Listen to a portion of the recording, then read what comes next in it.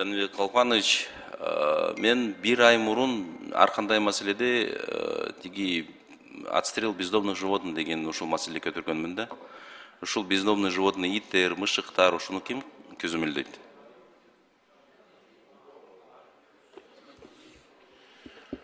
Жергиликтүү бийлик тарабынан көзөмөлдөнөт жана атууларды да ошолор уюштурушат. Силерге тиешеси жокпу ушул ветеринарияда? Биргеликте жүргүзөбүз. Негизги ушул ветеринария жөнүндө азырчы аябай көп сунуш пикирлери депутаттар айткан.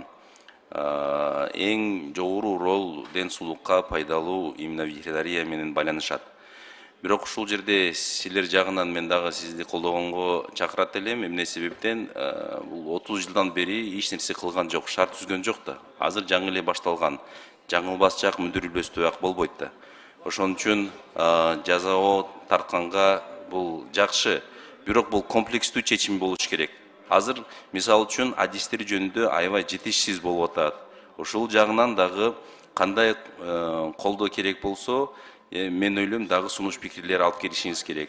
Ошол эле билим берүү министри менен иштеп коюп, ар бир районго даярдап коюп, адистери жөнүндө сөзсүз алар 2 жылбы же алыскы районго барбайт адистери, туурабы?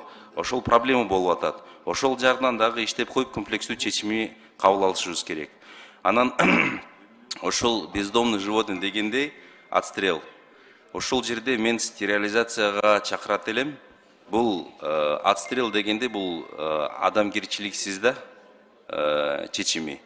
Ошон үчүн эгер анализ кылып койсо, 2 жаныбар 6 жылдан бери 300 000 жаныбар, бездомный жаныбар алып келет да. Ошол саны боюнча пирамида эле чыгып атат да.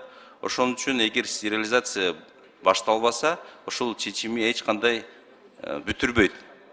Ошон үчүн мен ойлоп атам, силерге дагы чакырат элем, жакында тегерек стол уюштуруп, ошондой эле приюттарды чакырабыз, ошондой эле волонтерлор чакырып коюп, бир чечим кабыл алыш керек, жана мыйзамга дагы өзгөртүүлөр киргизиш керек ошол маселе боюнча. Сиз кандай ойлоп атасыз? Карим Лемизарович, туура айтасыз. Бул боюнча жана стерилизация боюнча азыркы учурда Ысык Ата районунда бул долбоор башталган. Бүгүнкү күндө биздин ошол Ысык Ата району менен чектешкен шаар, Бишкек шаары жана аркы Чүй району жана Ысык Ата району бүгүнкү күндө иш алып барып атат. Биз алар менен тыгыз ар дайым иш алып барып атабыз. Биз дагы өзүбүздүн баягы сунуштарыбызды бергенбиз ал долбоорго. Азыр жыйынтыгы менен кандай болот, ошону анализдеп туруп, бул боюнча республика боюнча жайылтканга биз дайынбыз. Ошондуктан мен ошол себеби боюнча жакшы маани ээ беришибиз керек да. Биз унутуп калып атабыз. Биринчиден биз мусулманбыз, ошон үчүн адамгерчилик ушул мамиле болушубуз керек. Ар кандай жаныбар боюнчачы. Сизге чоң рахмат, ийгиликтер каалайм. Рахмат.